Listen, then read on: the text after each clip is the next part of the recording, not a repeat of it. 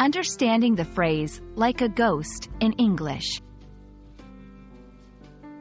Hello everyone. In today's video, we're going to dive into the intriguing English phrase, like a ghost. This phrase is not only rich in its literal meaning but also in its metaphorical usage. Let's explore what it means, how it's used, and some examples to help you understand and use this phrase effectively in your English conversations. When we say something is like a ghost, we are literally referring to the qualities of a ghost. Ghosts are known for being invisible, silent, and ethereal.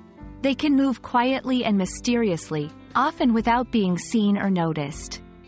This phrase draws on these characteristics to describe something or someone. Beyond its literal meaning, like a ghost is often used metaphorically.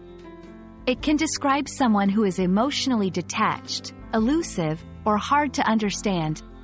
It's also used to describe a feeling of being out of place or unnoticed in a situation.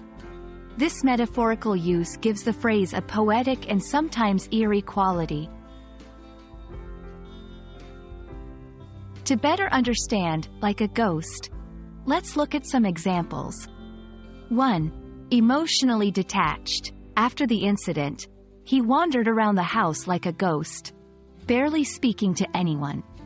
2. Feeling invisible. She felt like a ghost at the party, as if no one even realized she was there. 3. Quiet movement. The cat moved like a ghost, silently slipping through the shadows. It's important to note that, like a ghost, does not always imply something scary or negative.